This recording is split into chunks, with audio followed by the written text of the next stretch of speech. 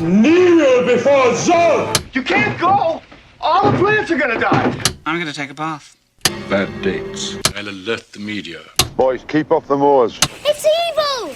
Don't touch it! The name's Pliskin. No wire hanger!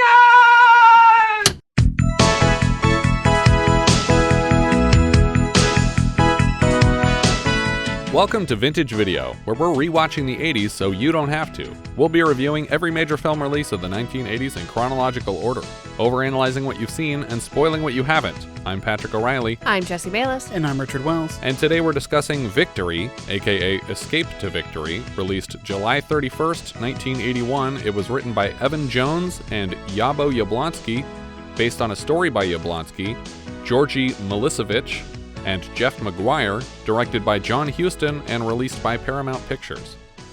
Trigger warning, we will occasionally be using the S word to describe the game being played in this film, because in the era it takes place, football and soccer were interchangeable names for the sport.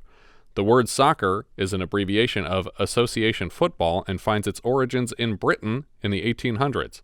It was introduced to differentiate from the other football, now commonly referred to as rugby, and served the same purpose in the U.S. opposite our other football.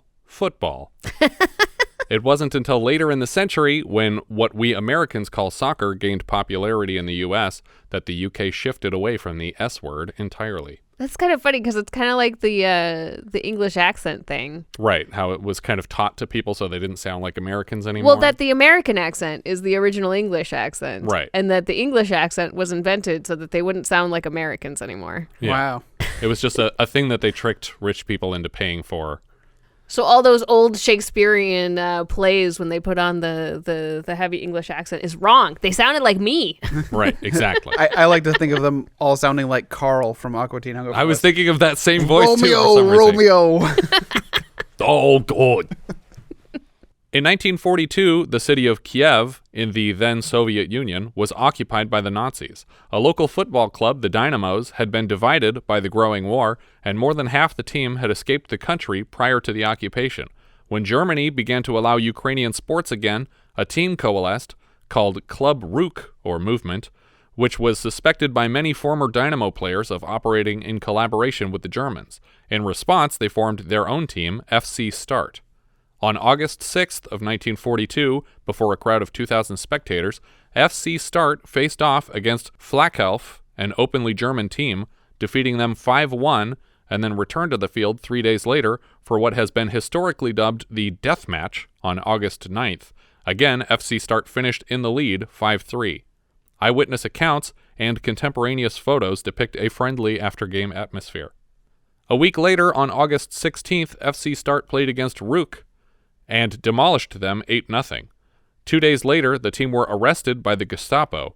Turns out, embarrassed by the defeat, Ruk trainer Georgy Shvetsov had reported the team as members of the NKVD, the Narodny Commissariat Vnut... some not so great guys. Right. Vnutrinik Del, or People's Commissariat for Internal Affairs, the Interior Ministry of the Soviet Union. Don't turn around. Uh-oh. The commissar's in town. Uh-oh. 8 former Dynamo players were deported to the Surets concentration camp. 3 were later killed during a mass execution at the camp, though not as a direct revenge for the match. Prior to Escape from Victory, the story had previously been told in 1962's 2 Halftimes in Hell, which I think is a much better title. I mean, it's not an exact version of the story. It's not, though. but it's like based on that urban legend of an event, which has been confirmed in as much as there was a game against the Germans, but they weren't killed because of this game. When they were all Russians, right? Right. It was the people of Kiev playing against the German team. Yeah. Victory, or Escape from Victory, was announced in July of 1979 with director Brian Hutton, director of Where Eagles Dare and Kelly's Heroes, attached.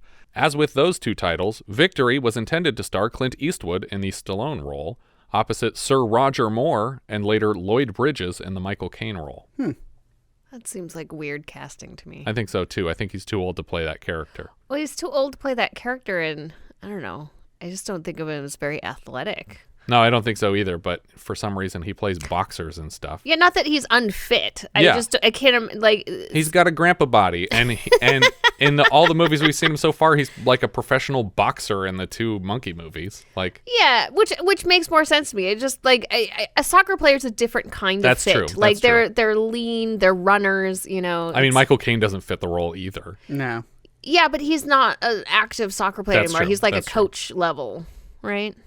Eastwood seems to have left the project with director Hutton. John Huston took over as director, and Michael Caine and Stallone were quickly attached. The rest of the team are rounded out by mostly actual professional footballers, including the world-famous Pelé, or Pelé, as he seems to be pronounced overseas. I've always heard it Pelé. I always thought it was Pelé. And he also served as the film's soccer choreographer. He was the one who decided how each part of the match would go. Well, he picked a cool ultimate move. Yeah, well, that's like his thing, too, Yeah. the bicycle kick. Stallone began extensive soccer training during the filming of Nighthawks from World Cup winning goalkeeper Gordon Banks. Stallone assumed he could ignore Banks' advice, but after a quick shoulder dislocation, he started taking the training to heart. Stallone also reportedly refused a soccer double for the wide shots, but in the credits, it seems that Paul Cooper did exactly that. During the film's production, Stallone would also break a rib and a finger after inviting Pelé not to take it easy on him in the goal. That's what happens. Stallone seems like he's susceptible to that macho stuff. Right, yeah. Stallone was not well liked by his fellow cast members, as he would routinely disappear on his private jet every weekend and refuse to eat with the rest of them on set. The film shot entirely in Hungary for a budget of $12 million. The film was shut down mid-production due to the actors' strike in 1980, with only 5 days left on their shooting schedule. Their 12-week contract with Hungary was running out, and if the strike went over 30 days, they would have to secure new locations for the last 5 days. The producers reached an interim agreement with SAG and were able to finish the shoot on time. We saw something similar with Windwalker earlier this season, where they were close to the end of the shoot and the SAG strike happened, but they were allowed to finish, so they didn't have to scrap the film completely. Apparently $12 million was enough of a budget to land victory in Rolling Stone's Big Bucks, Big Losers article, but its box office was rescued by foreign markets where the film performed unexpectedly well, because they care about soccer in other places. Football. A remake was announced in March of 2019 with Jean Collet-Serra directing, from a script by Gavin O'Connor and Anthony Tambakis. We open on searchlights illuminating a barbed wire fence and tilt up to a German prison camp. Guards patrol with German shepherds. What? Sorry. Did we just call them shepherds? Is that what you were going to say? That's not true. It's a different thing. Between panning searchlights, we see a man crawling as low to the ground as he can under cabins toward the fence. When he reaches the fence, he retrieves wire cutters from a back pocket and crawls through the first layer before drawing the attention of one of the guards. He doesn't have time to cut his way through the next few layers, and the searchlights find him. He is shot to death and collapses into the wires, dangling like a marionette. The screen is suddenly filled with red fabric, and the camera slowly pulls out of an enormous Red Cross flag on the roof of a vehicle. The Red Cross car follows another vehicle past anti-aircraft installations, down a dirt road to the camp where we started the film. The prisoners are playing a game of soccer on a huge rectangle of dead grass. The cars park outside a building on the property, and 3 men in another building prepare to meet them. They gather paperwork on Williams, the man who was shot to death in the fence last night. These 3 are British officers, and they walk to the gate where they're met by German officers and a Swiss doctor. The leader of the Brits here is Colonel Waldron, and a one-eyed Nazi character introduces a few others. Colonel Walden, you know Herr Rinder. A doctor from the Swiss Red Cross. Oberstleutnant Strauss. Major von Steiner. Von Steiner here is being played by the always wonderful Max von Sydow. The German introduces the other Brits. Colonel Walton is the senior British officer. Major Rose, head of the Intelligence Committee. Wing Commander Sherlock, head of the Escape Committee, nicht wahr? I love that they can just admittedly have an escape committee, and Yeah. they're being transparent about it with the German officers. The Swiss doctor has been invited to investigate the death of Williams and confirm that the camp is in compliance with the rules of the Geneva Convention. This threw me off because I was pretty sure the Geneva Convention was signed after the war in response to the atrocities committed therein, but looking into it, there are several Geneva Conventions, the first of which dates back to the 1860s, that all spell out the agreed-upon rules of war over time. As the Germans and the doctor move through the camp, we see Michael Caine as Colby waving all the players off the field. One of the players is Hatch, played by Sylvester Stallone. They kick their ball past the German officers, and von Steiner alone stops to put a foot on it. Hatch steps up to the man. Please, sir, can I have my ball back? Von Steiner rolls his foot back over the top of the ball and then taps it 3 times into the air before kicking it to Colby several feet away. Hatch is not impressed and walks away. Colby introduces himself, and von Steiner seems to recognize the name. Colby explains how sophisticated their league is here in the camp. They have 4 divisions, and they even divide up by nationality. We even play internationals. Internationals? Yeah. England, Ireland, Scotland, Wales. Oh, you call that international? Would be international if you played against Germany. We'd murder you. Oh. Colby! John Colby! Von Steiner finally recognizes the famous footballer for West Ham United and England. It's clear already that von Steiner is meant to be the sympathetic Nazi character of the film. That night, Hatch watches out a window as a car leaves the camp. We cut to a card game in progress. One of the players asks Colby what he was chatting with the Nazis about, and Colby admits von Steiner recognized him. Hatch has no idea who Colby is, and so wonders where von Steiner would recognize him from, until Rose explains that they were both footballers, Colby and von Steiner. Karl von Steiner played for Germany in 1938. Assuming this is 1942, the year of the historical death match, and von Sydow was about 51 during the shoot, he'd have to have been like 47 when he played for Germany. Another man in the bunks is trying to intercept British radio signals for news, and we cut to the following morning. Colby sits watching a game being played, and von Steiner joins him. Von Steiner informs him that the death of Williams has been ruled an accident, and then invites Colby to play a real game against a team from the Wehrmacht. Colby doesn't understand the point of such a game, but he's intrigued nonetheless. What sort of team? Are they any good? I haven't chosen a team. It's just an idea. It's not an order. You can't make us play. No, it's a challenge. Colby points out that his men are in no condition to play against another team at top form. They're starving and under-equipped. Von Steiner apologizes for even making the offer, but Colby stops him with a list of demands. He suggests that a solid team might come together if they're given special treatment, rations, and allowed to live together as a team. I'd want meat, fresh vegetables, eggs, beer. You talk to your colonel? No matter what he says, if you could supply us with all that stuff, you'd have a game of football. Colby still suspects a trick and demands preemptively that all players be eligible for the prison team, not just officers. Later we see Hatch walk in on a gathering of the escape committee. They ask him to wait outside a moment so they can conduct their business. Sherlock dismisses a plan about pole vaulting over the fences, and they invite Hatch back in to speak with him. Hatch enlisted in Canada in '38, and he's had 5 escape attempts so far, so clearly he's supposed to be the Steve McQueen of the film. Right. He shares with them some of his observations about the guards' patrol patterns. Specifically, he calls out a pair of lazy guards named Hans and Anton, who he suspects wouldn't notice if someone went missing during shower time. Why not? They wouldn't be sure. They think they'd miss Caine and leave it until roll call.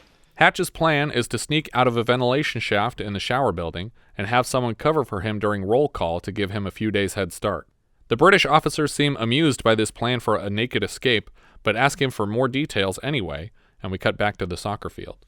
We see another game on the field, and it looks like Colby is just scouting players. A player named Sid Harmor scores a goal with his head, and Colby's impressed enough to invite him to the Double Rations Club. Meanwhile, Colonel Waldron watches the practice confused.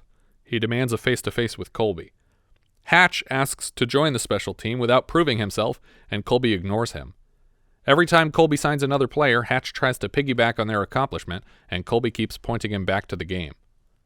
Later, we see Colby meeting with the escape committee. They explain to him that they have blueprints of the stadium where the match is intended to take place. Colby doesn't see the point of it until the colonel explains that point blank, the team doesn't have to be good because this is an escape plan. Do you guys recall the last time we saw prisoners pretending to participate in a competition organized by their guards but actually planning an escape? Oh, is the bullfighting one. That's right. Stir Crazy? Stir Crazy is correct. Colby is offended at the suggestion of tainting this contest with an escape attempt, but they remind him as an officer it is his duty. Colby's bigger worry is risking the lives of the men he picked out with this plan. We cut to von Steiner making the case for the game to his commanding officer. Another man in the room seems to find this game an excellent opportunity for propaganda. Or so I assume. Yeah, we were watching this without the benefit of subtitles for these foreign language scenes, but I think the mood and the tone is pretty clear. Yeah, he's desperately trying to sell them on this game, and another person in the room suddenly stands up and says, oh, this would be great propaganda for us if we just destroyed them on this field, so let's do it. Back on the field, Hatch continues to embarrass himself, and Colby walks right past him to recruit another man. When the ball is kicked out of bounds, it comes to rest at the feet of a man who is quickly juggling it with his legs. Colby is impressed and asks where he learned this trick. Where'd you learn to do that? When I was a boy, in Trinidad, on the street with the oranges. This is Luis Fernandez, played by the famous footballer Pelé. Pelé's from Brazil, but at this point in time, Brazil had not entered the war, so his nationality was adjusted for the story. Doesn't seem necessary, though, since this is a fictional story and could have taken place whenever they felt like it. As the audition game resumes, Hatch gets more and more frustrated until he tackles a man to the ground. Colby's officially losing his patience with Hatch at this point. You cannot tackle like that in soccer. I've been telling you that for a bloody year. Just go over the ball. Hatch says if tackling isn't allowed, then he doesn't feel like playing the game anyway. Sometime later, Hatch is visited by a representative of the Escape Committee and informed that his naked shower plan has been approved. We see Colby being escorted out of the camp to meet with von Steiner, and the whole time he's walking out, Hatch is telling him how much he doesn't care about the football team. When he meets with von Steiner, Colby learns the parameters have changed a bit. Instead of playing against the Wehrmacht, Colby's team will be playing against the German national team. Colby is also invited to select from all prisoners of war in the occupied territories. The game will take place August 15th at Cologne Stadium, Paris. I think it's weird that they have a list of all prisoners of war who happen to also be soccer players. No, I mean, I think it's professional ones specifically, but they probably went and made a very intentional list of these people are the best ones, and we can sell him on this game if we give him these people, even though they're all trash right now because they've been in camps.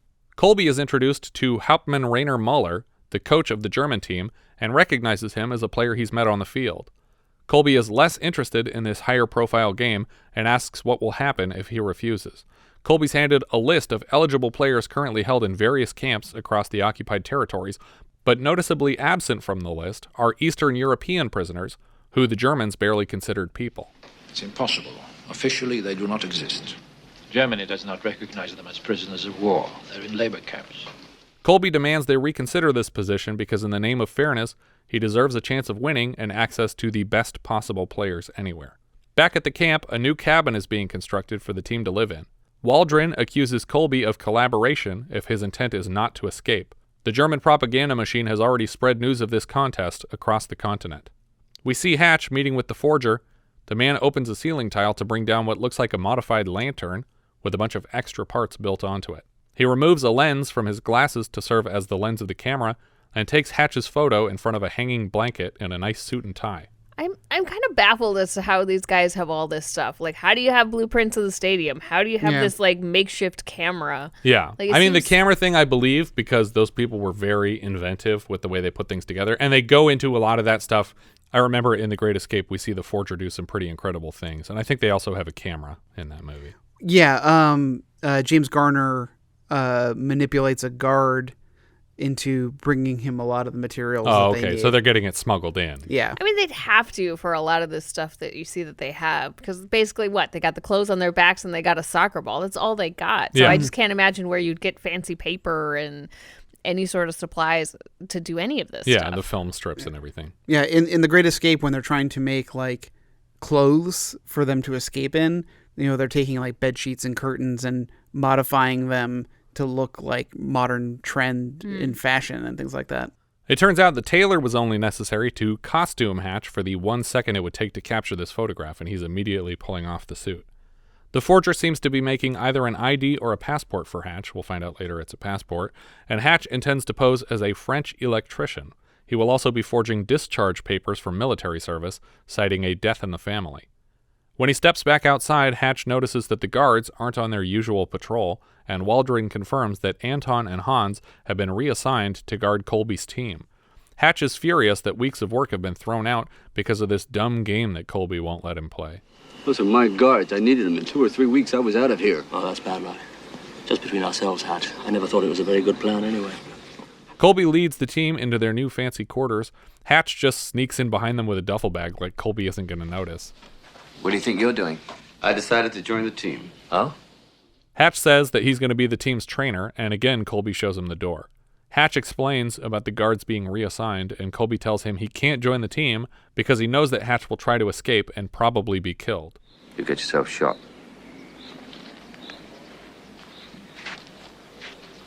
That's my choice, isn't it? Colby finally relents. A truck with a caged bed arrives, and players from all over Europe empty into the camp. Colby seems to recognize them all on sight. The men are quickly stuffing themselves with the double rations that Colby negotiated. We get a montage of the men in training and trying on their new equipment.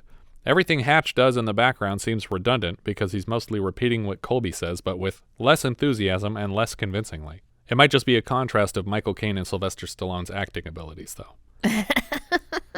The men take to the practice field with their new bright red uniforms and are met with mocking applause and whistles from their fellow prisoners. We get a taste of the main theme of the film, and it's a surprisingly lazy reworking of the Great Escape theme. Here's Victory's theme.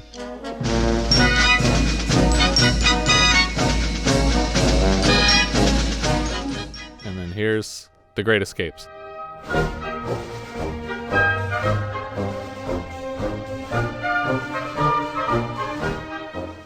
Is that what that song is originally from? Yeah. The men transition from general aerobics to actual footwork with balls on the field. Pelé does one of his patented bicycle kicks. We cut back to the cabin where Colby is lecturing the men on the importance of passing the ball, but he's interrupted by Pelé, who assures him that you can give him the ball anywhere on this field, and he will zigzag to a successful goal, no problem. Colby's called out for another chat with Waldron. Turns out the trucks have arrived with the Eastern European prisoners from the labor camps. Waldron demands an explanation, and Colby says he requested them specifically. I insisted on having them. You insisted? They're all great players. They were.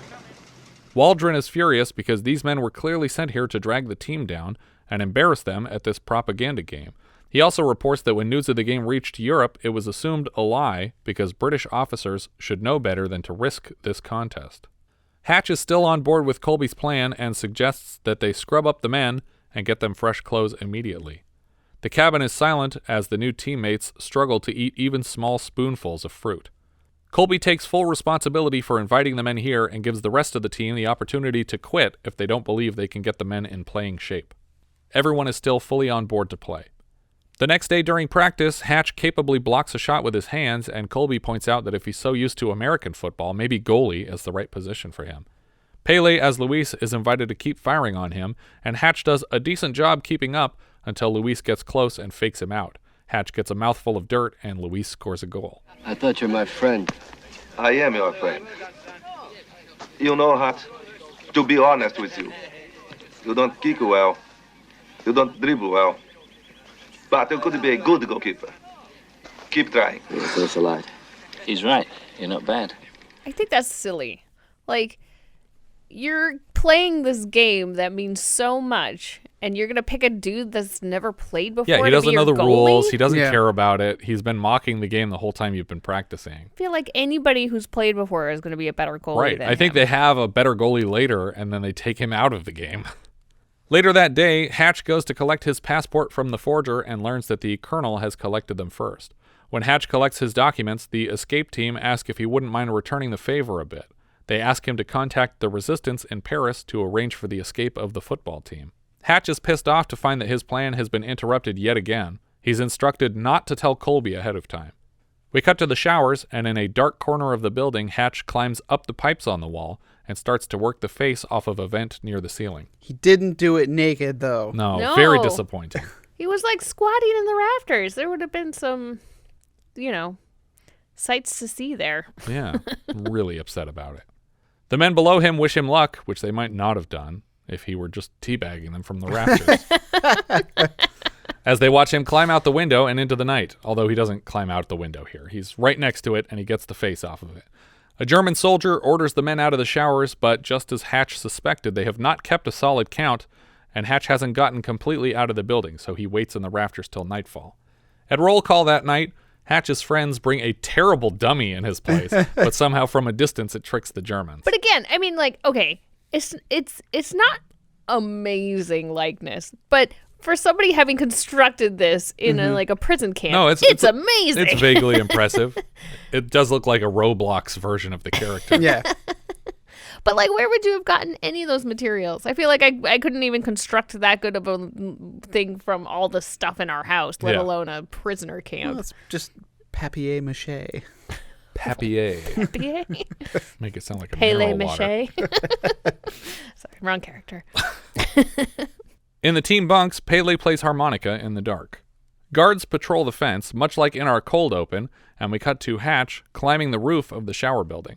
The fencing around the camp actually runs over the roof of the building, but Hatch makes quick work of it with his wire cutters and slides underneath. We see him crawling through the dark, and he keeps mostly out of searchlights, not completely. Yeah. He's kicking up a lot of dust, too. Yeah. And if I was he's being pretty loud, I think. If I was a searchlight and I came across a big plume of dust, I'd be like, check that out. Yeah. Another dust cloud. Nothing to worry about. It looks like a bunny. No, you're not doing clouds right. Hatch moves toward a fancy car parked outside one of the largest buildings in the camp just before a man and woman leave together. These are probably the same man and woman he was watching out the window earlier, so he knows what time they leave every night. As the car starts to pull away from the building, Hatch clings to the passenger side exterior and manages to squeak through the checkpoint at the edge of camp. I feel like that is risky. Like, he's just sitting on the running board. Yeah, and the dude walks around the car, but he just doesn't see him because he's in shadow. That's crazy. Like, I feel like you'd be under the thing, like, holding on underneath. Right, the Cape Fear moment. Sideshow Bob. What? Sideshow Bob. Yeah, he does it in the same episode, in the Cape Fear episode. Later, Hatch moves through a train station and is stopped briefly by a Nazi soldier, but fakes being French well enough to board a train and escape. I like his way of blending in where he offers to help the lady with her bags. So they look like they're part of the same group. Yeah. It's pretty smart. We see a mini training montage of the team practicing, and then it's back to Hatch as he navigates his way to Rue de Jourdain, where he is to meet the resistance. Hatch heads to a nearby bar, and as the bartender tops off his drink, he sketches a letter V on the table, which the bartender notices and erases with a bar rag. Sometime later, Hatch is sitting in an apartment with members of the resistance who are contemplating the best way to reach the team and allow for their escape. One of them brings up how conveniently the sewer system connects to the stadium. With the beginnings of a plan in place, the men are all rushed out of the apartment, and Hatch is left alone with a young woman, Renee, who prepares a meal for him. Hatch flirts with her a lot, and she seems standoffish until she explains that she doesn't like to meet people who are operating in the war because it hurts too much to lose them. I liked aspects of Stallone's performance in this scene, mostly because he was acting with a coffee cup pressed to his face. Yeah. It was just something funny about the image of him like leaning into this cup while he was talking and flirting with her, like he was cheek to cheek with her, but instead of the coffee cup. I mourn for them. I don't want to mourn for you. Well, you're safe with me, Renee. How? Well, I'm an orphan, a bastard. I have no parents, no money, I'm not married, no children. I don't even have a pet. And anything I might say in my sleep to the contrary can't be held against me. So it's like, at the same time he's saying, don't worry about me too much, he's also saying, I'm available. I don't have any kids or any pets. And also, if we fuck later and I say something in my sleep, you can just ignore all of that. Wait, but like, I thought that was actually a kind of a sweet thing to say in the moment, you know, to try to calm her. And then basically say, but I also am probably totally lying right now. Yeah, the part at the end is the part where it says, like, I might also have a wife and several children, but you could just ignore what I say when I'm asleep. Hatch learns in their conversation that Renee's husband was killed in the war. He asks if she lives with anyone, and she mentions a Francois. She realizes how late it is and offers to move Francois to another room so Hatch can get some sleep. Wait, you don't have to get Francois up. I don't want to cause any trouble. I can sleep here on the couch. But then she comes out of the room carrying Francois, and we see that it is her young child. And he's like, oh yeah, move that fucking kid. I don't care. I thought for sure it was going to be a dog. Yeah. I was like, oh, this is going to be like a dog on the bed or something. Sometime later, the Germans have finally realized that a papier-mâché head has been attending roll call as Hatch for probably several days now. Herr Commandant is called over to observe the evidence of the scheme, and it's all the men can do to keep from laughing. But it's an amusing reveal, though, because it's kind of a wide shot with the officers in front and the group in the back, and the head just falls off. And they're just cracking up. Even Colonel Waldron has to bury his face in his hands to avoid laughing.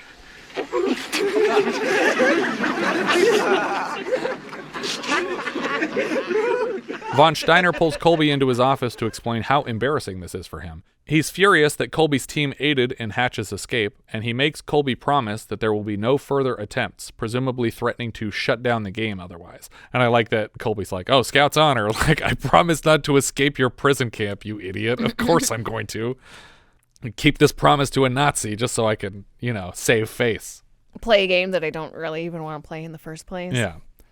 I mean, he does, but it seems like not a lot of other people care. Back in Paris, Hatch and his new friends explore the sewers for a connection to the stadium. They locate a hollow point in a brick wall and then take a pickaxe to it to carve an entrance. They seem to have a path straight through to the visitors' dressing room. Unfortunately, this part of the plan needs to be communicated with the team, and the only way to do that covertly is for Hatch to get recaptured and sent back to camp. So this is exactly what happens in The Great Escape. Right. He has to get out and then come back so that he can bring information back.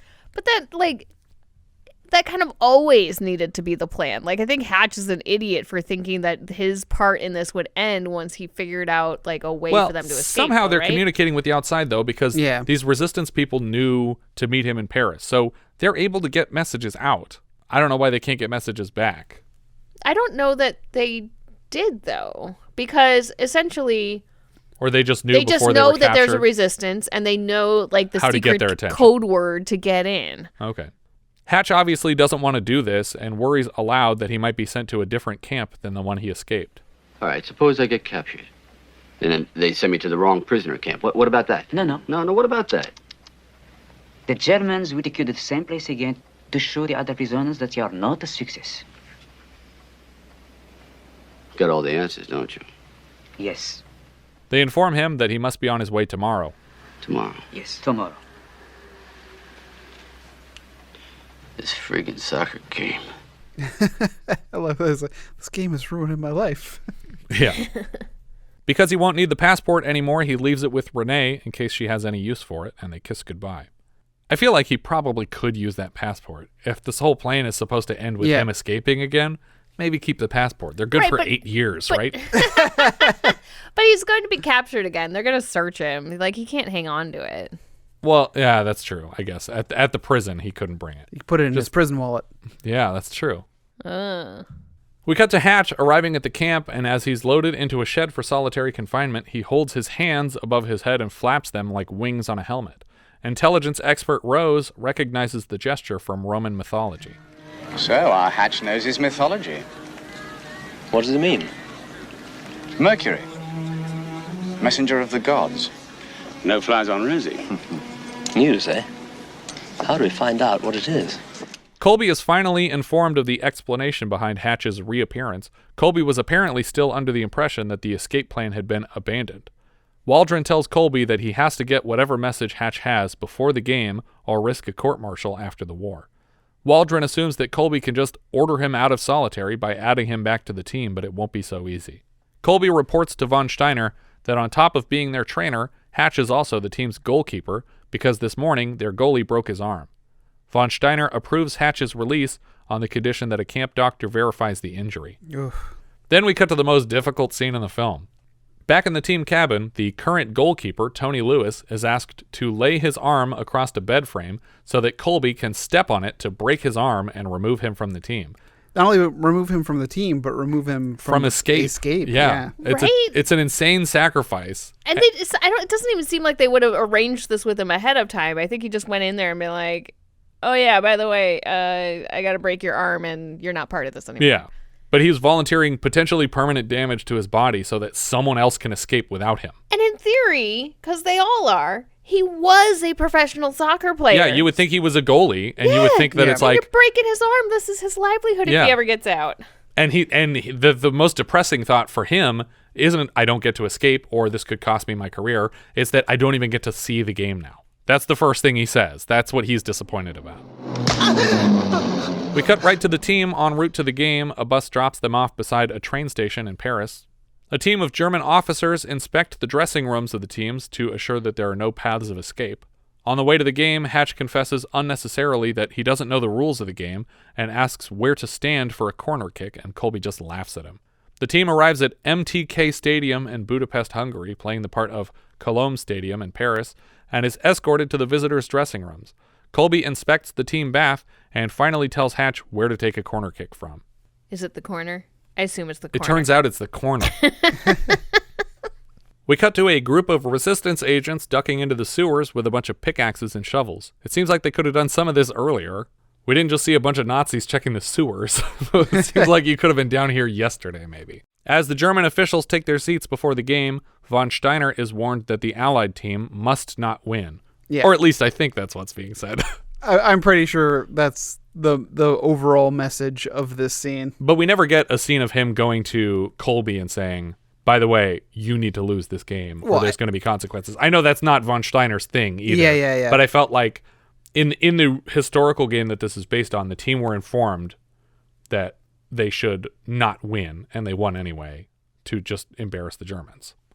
A commentator begins to describe the match, and even though he speaks with an English accent, he has Nazi insignia on the lapels of his coat. The Germans have selected a neutral ref for the game.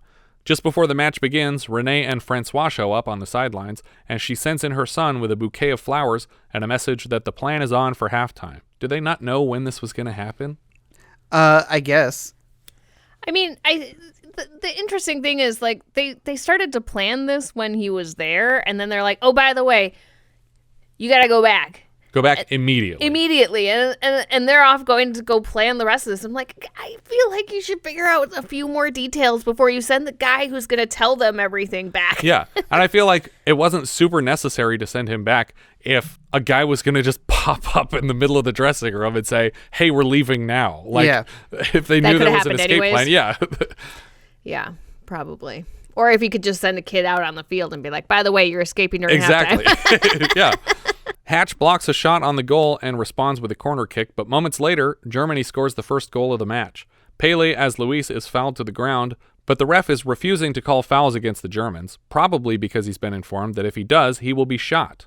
Germany scores a second goal. An Allied player is injured to the point of being carted off the field, and Waldron, Rose, and Sherlock look worried. It's neat that they got to go. They're not part of the team, but they were invited for some reason. The ref does not hesitate to call penalties against the Allied team, and the Germans quickly win a penalty kick. I'm no athlete, but it doesn't look like a difficult shot to block, and Hatch whiffs it, so the Germans are up 3-0. Very quickly, Hatch is lured out of the goal again, and the score is 4-0. Colby is furious with him for letting the Germans repeatedly draw him off the line. Moments later, Pelé is injured and walked off the field. We finally start to see some cohesive play from the Allied team, and the non-Germans in the audience are excited to see it. Hatch finally blocks a shot and is kicked hard to the ground, but the team doesn't wait for him to recover, and the Allies quickly respond with their first point of the game. Whenever the Germans would score a goal, the crowd stayed silent, so the radio announcer had a recording of applause that he was playing. that he would play into the microphone. And he sometimes even like, wow, the crowd is really loving this game after he plays the sound. Turn it up more. The German officials on the sidelines are clearly furious to go into halftime on this note. They were hoping for a flawless victory. The team moves into the dressing room to celebrate their point, and Colby leans over the bath for a moment when bubbles start rising from the corner of the tub. Suddenly, the tub collapses out of the floor, and a ladder emerges from a hole in the tub, and a guy climbs up out of it, waving them into the hole. Well, yeah, because like this bath, it's a big square tile bath. Yeah. I think he's coming out of like a big drain hole, but it was full of water, and so the guy coming through is just totally soaked because it just got gushed on by a very large bath of water. Yeah, it was cool to watch though that the floor collapse and just all that water rush out all at once. Yeah. All of the team, aside from Hatch and Colby, were unaware of the escape plan, and Hatch immediately is like, Colby goes down first, I'll go behind everybody, we're going to get out of here. Many of them quickly voice objections, which honestly seems unrealistic to me. I cannot fathom a prisoner of war choosing to attempt winning a rigged game over a guaranteed escape. Once the team are underground, they're more vocal in their objections, and eventually they convince Colby that they have a shot at this, and he's suddenly adamant that they return to the field. Well, I mean, I don't think it's totally unrealistic because I think that they know themselves that they're making a if they win, they're doing this to make a sacrifice for the morale of the entire war. Yeah, but I think that it still helps the morale if they escaped in the middle of the game. Yeah, I guess that too. But I just think that, just the actual act of defeating Germany was important. Do you remember the last time that we saw small groups of people basically deciding what would happen at the end of the war in a sort of microcosm. Yes. Richard, what do you got? Blanking on the movie. You said yes, though. I know, but it's because Donald Sutherland and...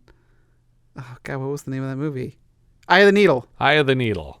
Oh, that one, yeah. Mm. It's a smaller group of people than much a soccer game. 3 people, to be exact. Well, two and one, really. one neutral representative. 2 and a corpse.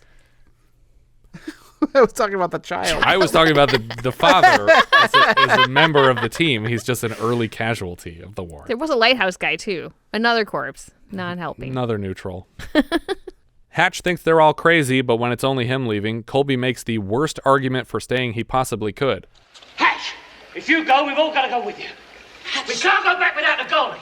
And for some reason, this convinces Hatch to stay instead of saving all their lives by leaving now. Pelé offers his big line for the film. Hatch, if you run now, we lose more than a game. I've always been a terrible sportsman, but this seems like the opposite of true. Hatch could easily have responded with, if we leave now, we win more than a game. They would all gain instant freedom, and it would embarrass the Germans that they let the team escape during this highly publicized match. There's no way the Germans would consider it effective propaganda to admit to the world that the prisoners staged a breakout live while this is being reported everywhere. The second half of the game begins, and Waldron and Rose are livid to see the Allied team retaking the field. Renee is also confused. She's like, you got my flowers, right? She's like, what the hell did you say to him, kid? She just starts smacking her son. Oh, no. I'm sure all the resistance fighters who risked their lives breaking in here this morning are equally furious. Yeah. Because they're going to find the hole. Yeah, it leads right back to my apartment. We didn't think this through. According to the commentators, the Allied team are playing more desperately in the second half, and they quickly score a second goal, closing in on the Germans 4-2. Hatch's goalkeeping has improved a lot, somehow, and they're suddenly up to 4-3. They've nearly tied it up. A marvelous game. We anticipated it, and so far it's a sizzler. The Germans are in top form. Finally, the game is tied up with a 4th goal from the Allies, and the ref doesn't know what to do, so he just randomly disallows the 4th goal without much explanation. The crowd doesn't appreciate it, and the injured Pelé on the sidelines demands to be put back in. Colby puts up a half-hearted fight because he's desperate for the help. I want to play. You can't play like that. I feel good. I feel better. I must play. Ref, he's coming back on. As he takes to the field, he is constantly gripping his chest, and the German players are just nonstop punching him in the ribs, but the ref does nothing about it. Pelé gets it close to the goal, and we get a shot of von Steiner realizing what's about to happen. Colby sets him up, and Pelé smashes it into the goal with a beautiful slow-mo bicycle kick, and the crowd goes nuts. For some reason, the ref doesn't disallow this point. I figured he was just going to keep doing that for the rest of the game. Yeah. We get to see the point over and over in replays, and it's an inarguably beautiful kick, to the point that even von Steiner stands up to applaud the move, much to the dismay of his fellow Nazi officers. I feel like he's definitely getting shot after this. Yeah. The crowd starts chanting victory in support of the Allies, and the Germans don't know what to do about it. Germany is granted a penalty kick in the last minute of the game, and it's up to Hatch to maintain the tie. He catches the ball and then kicks it into the field, which I think means that someone could just come back and score, but everyone's celebrating like the game is instantly over. I think the time is already up. So maybe it was tied, or not tied. It was. Yeah, it was tied with a minute left. Yeah, it was tied with a minute left, and so but the penalty allowed him to have the one more shot, even though the time was up. Right, that makes sense. This whole penalty kick moment was added to appease Stallone, who demanded that as the film's biggest star, he should score the winning kick. He thought he was the biggest star in this movie. I mean, I guess at the time he was pretty big, but Michael Caine seems bigger. I don't know. Right, but also Pelé's the biggest football star, the biggest soccer star. Like, it makes sense that he scored the winning kick. And while it's not unheard of, it's so unlikely that a goalie would score the winning kick that he had to be talked down to blocking a penalty kick and eventually relented.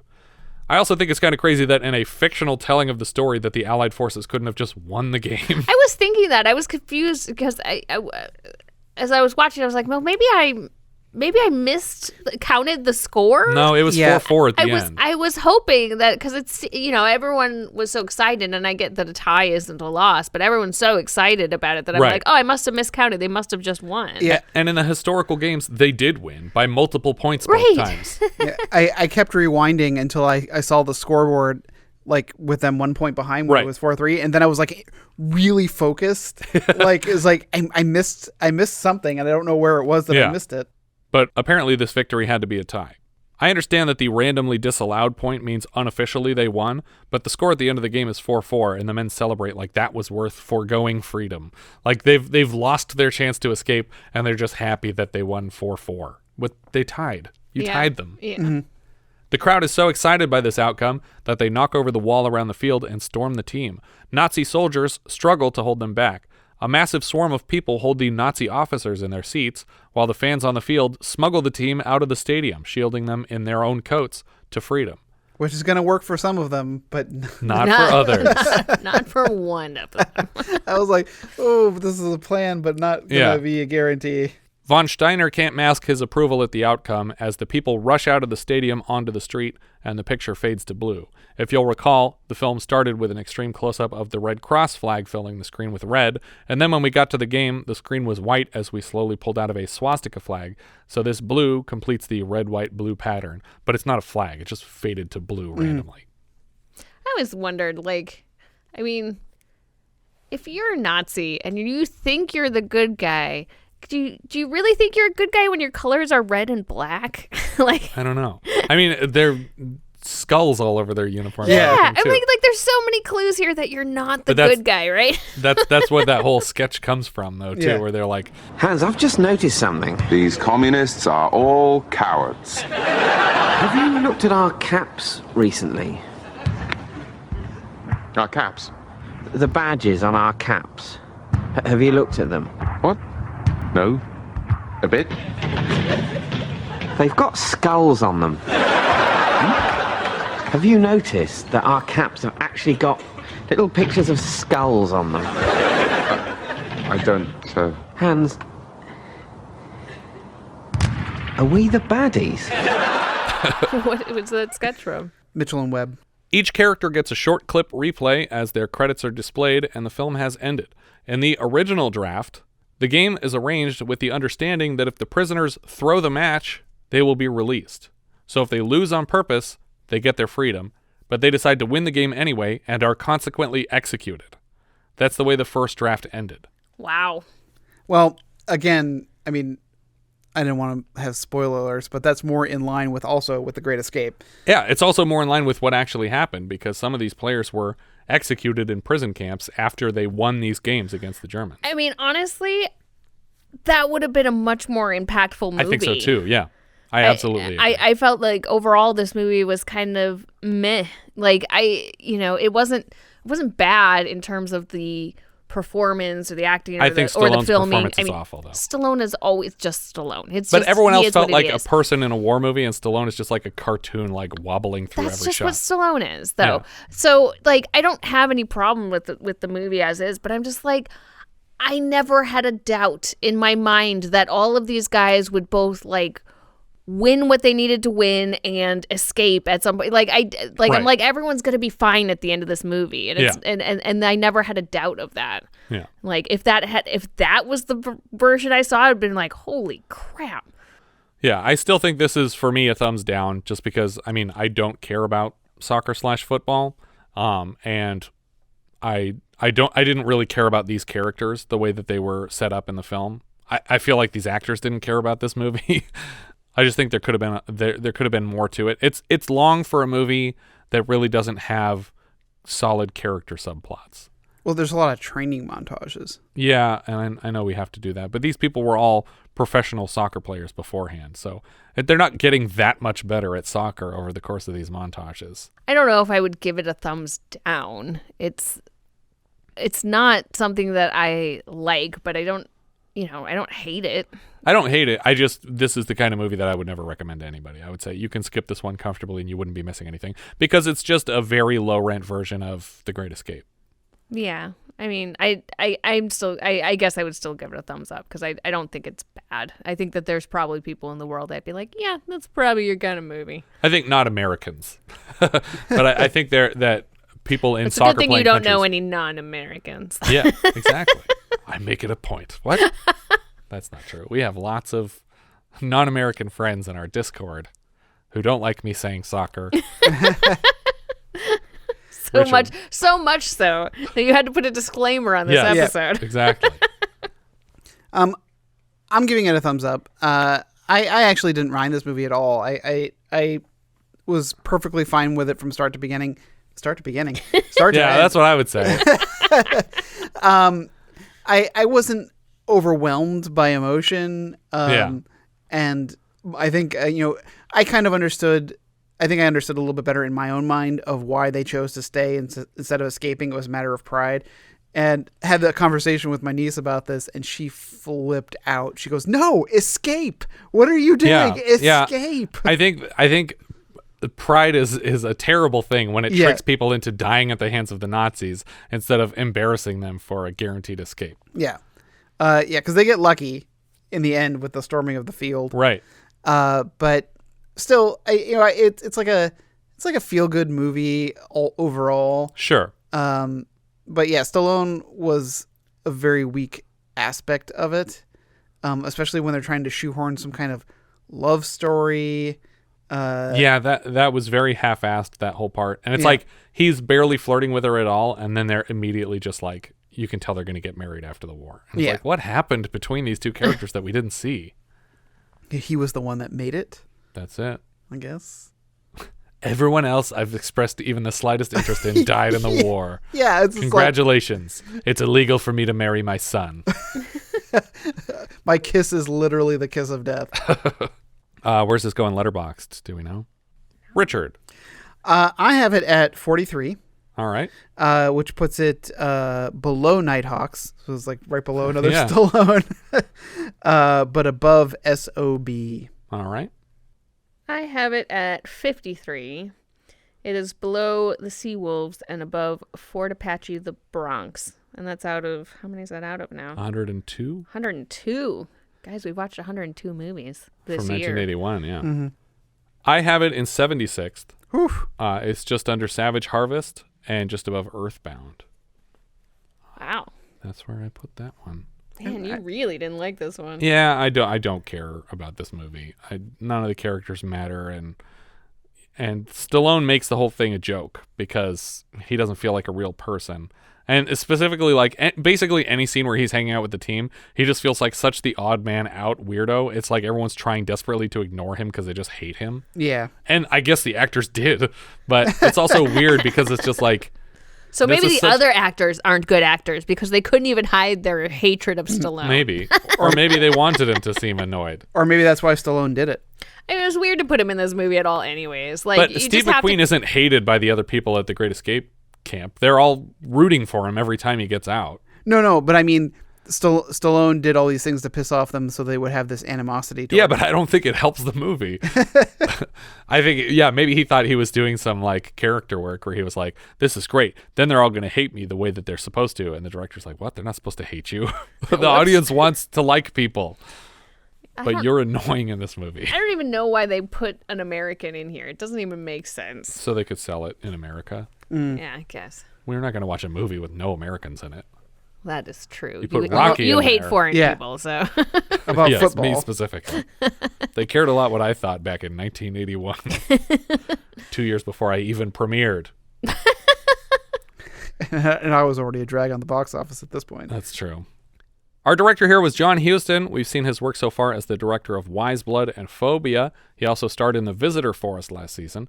He's the director of The Maltese Falcon, Treasure of the Sierra Madre, Key Largo, The Asphalt Jungle, African Queen, The Gregory Peck Moby Dick, Night at the Iguana, Life and Times of Judge Roy Bean, and The Man Who Would Be King. He's also Buck Loner in Myra Breckenridge, Grizzly Adams in The Life and Times of Judge Roy Bean, The Lawgiver in Battle for the Planet of the Apes, John Hay in The Wind and the Lion, the voice of Gandalf in the Rankin Bass Lord of the Rings, and lead Jake Hannaford in Orson Welles' direct-to-Netflix feature, The Other Side of the Wind. He's probably best known, though, as Noah Cross in Chinatown, a performance parodied by Ned Beatty as the mayor in Rango. Huston's voice and mannerisms were also an inspiration for Daniel Day-Lewis's performance of Daniel Plainview in There Will Be Blood. So far, we've seen his daughter Angelica in The Postman Always Rings Twice. Writer and story came from Yabo Yablonsky. He previously wrote The Manipulator with Mickey Rourke and Jaguar Lives, another Joe Lewis martial arts film, but with Christopher Lee as the villain. That sounds fun. Yeah. Because his script ended with the team being executed, he was so disgusted by the changes in the final film that he literally contemplated suicide for a time. Oh, no. Writer Evan Jones previously wrote The Damned and Funeral in Berlin. The story came from Djordje Milicevic. He later writes Runaway Train with John Voight and Eric Roberts. Another story credit for Jeff Maguire, who wrote In the Line of Fire, Timeline, and The Gridiron Gang. Music here came from Bill Conti. He's a regular collaborator of Stallone's. He composed Harry and Tonto, Next Stop Greenwich Village, and most famously the Rocky theme for Rocky. On the show, we've heard his work in Gloria, Private Benjamin, and The Formula, and he's back later this year for Carbon Copy and Neighbors. Cinematographer Jerry Fisher was the DP on Spies, Juggernaut, and the 77 Dr. Moreau. We've seen his work on Wise Blood, The Ninth Configuration, and Wolfen. Later, he lights Yellowbeard, Highlander, Black Rainbow, and Exorcist 3.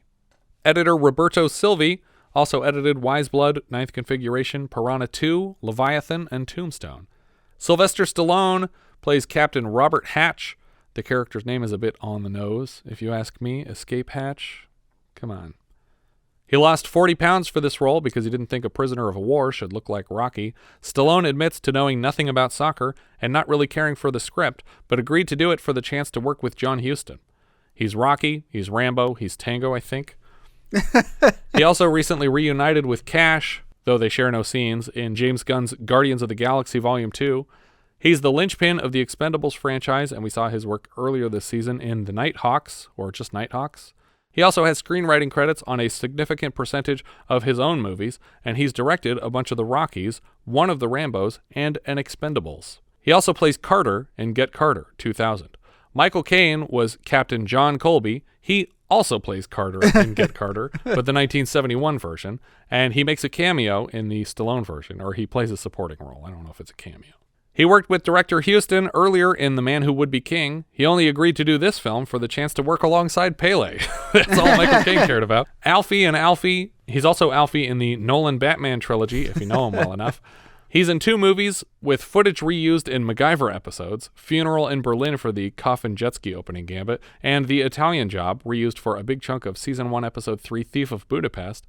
He's Captain in Beyond the Poseidon Adventure. He's Hoagie in Jaws 4. He's Scrooge in The Muppet Christmas Carol, and we've seen him so far in The Island, Dressed to Kill, and The Hand. Pelé played Corporal Luis Fernandez. He's considered by many to be the greatest footballer of all time. He began playing for the Brazilian national team at the age of 16. The International Olympic Committee named him the Athlete of the Century, but they didn't specify which century. Probably the one he played in. He's possibly the only player with 3 World Cup wins. I'd like to think he's the best player of the 1500s. Yeah. I mean, he had to be, right? Those people were very small. He's the only player with 3 World Cup wins, 1958, 1962, and 1970, unless somebody's won one since I wrote that down.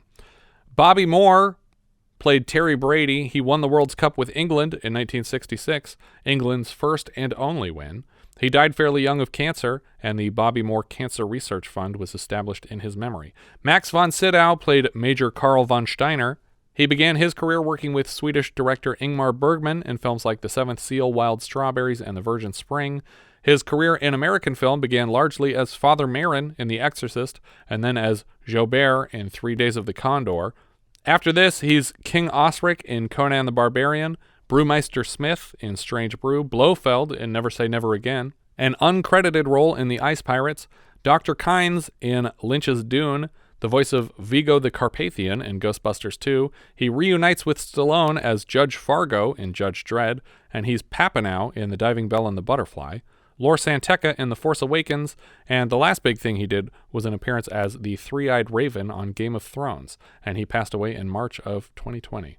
George Michael played Commandant. That's the guy who goes up and finds the big balloon head on the floor. Yeah. He was Lieutenant Dietrich in The Great Escape and Sessler in Guns of Navarone. We saw him earlier this season as the captain of the Ehrenfels in Sea Wolves. Jurgen Anderson played Propaganda Civilian. He was an engineer in Force 10 from Navarone. He's Kleist in The Boys from Brazil and the first officer in the Sea Wolves. Amado played Andre. He was Dr. Ahmed in Spy Game and Dr. Amar in Rules of Engagement. Jean-Francois Stevenin played Claude. He was the Frenchman in Jim Jarmusch's The Limits of Control. Jack Lenoir played Boucher in The Dogs of War earlier this season. Tim Pigott-Smith played Rose. Do you guys recall the last time we dealt with a Pigott Smith? Kind of? Almost? No. Slightly, kind of? Ish. Frogs! Sam Elliott's character was named Pickett Smith. Smith. What, just Smith?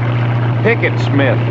Earlier this season, he was Thallo in Clash of the Titans. He's Ben in Remains of the Day, a minister in Gangs of New York, Pegasus in Johnny English, Omen Reader in Alexander, Creedy in V for Vendetta, and the Foreign Secretary in Quantum of Solace.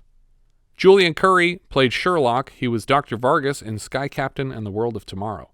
Clive Marison played the Forger. He was Major Lanyev in Firefox. Maurice Roves played Colonel Edmund Monroe in Last of the Mohicans and Miller in Judge Dredd. Earlier this season, he was credited as First Victim in Outland, even though I'm fairly certain the first victim was John Ratzenberger. Michael Cochran played Farrell. He's credited as Cold Fusion Broker in The Saint. Daniel Massey played Colonel Waldron. He was Dr. Harry Blythe in The Cat and the Canary and Noel Coward in Star. Last season, he was credited as Foppish Man in Bad Timing. Anton Diffring played the commentator. He's Colonel Kramer in Where Eagles Dare, and he's Gernheim in Son of Hitler, which we discussed earlier features, Harold, Bud Cort as the son of Hitler. I need to check that movie out still. As soon as he starts talking during the game, I thought I recognized his voice, specifically as the helicopter newsman at the end of Jerry Lewis's Hardly Working, inexplicably named Michael Jackson, but Diffring has no credits in that film.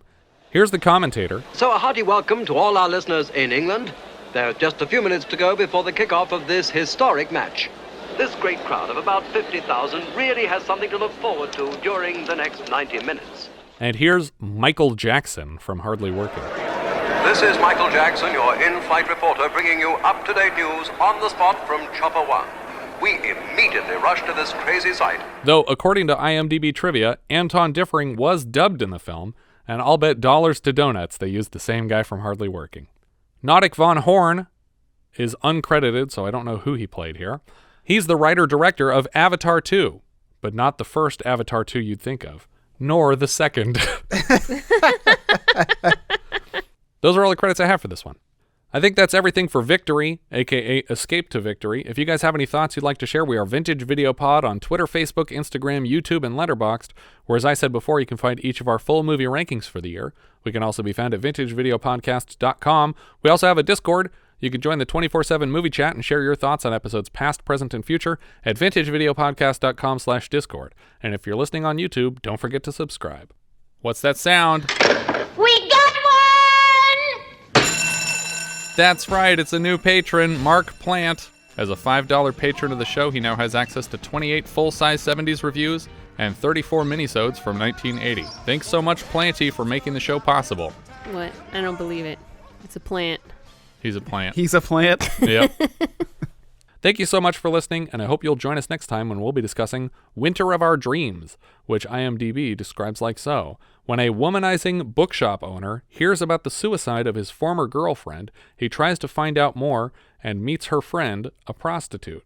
They hook up, but when she finds her friend's diary, she discovers she's repeating her mistakes. A lot of pronouns in this sentence, not necessarily attached to specific characters. We leave you now with a trailer for Winter of Our Dreams.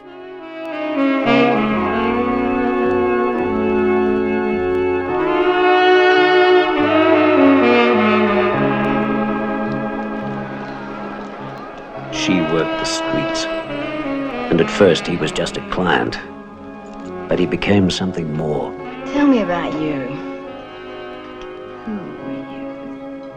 Rob McGregor. Did you ever ask me my name? Lou. Louise? He was different. He didn't judge her like the others. She couldn't work him out. I didn't know you were married. You didn't ask. Why didn't you tell me on the phone? Just because I'm married doesn't mean I can't have visitors. Well, it's pretty late. Judy Davis is Lou. Caught between two worlds, living on a tightrope. And I'm not as experienced as you are. You would know the difference who you're with, would you? All those faces. It'd just be one big blur.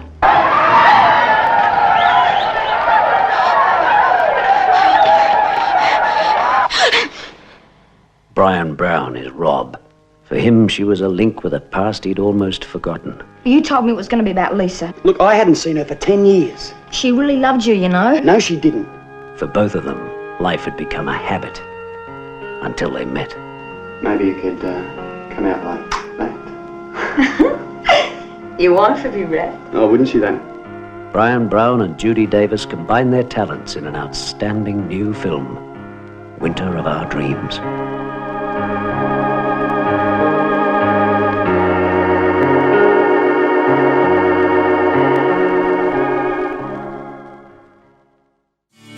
Okay, Jason, test of our friendship. Which is better, Van Halen or Van Hagar? Man, honestly, I think Van Hagar has better music. Oh, no. It's Van Halen. You're wrong. What about Michael Jackson's Bad album versus Michael Jackson's Thriller album? Thriller, obviously. Bestseller, ever. No. See, people trick themselves into believing that it's actually bad. Okay, Trading Places versus Coming to America. Trading Places is the funnier movie out of this deal. No, Coming to America is the funniest movie of all time.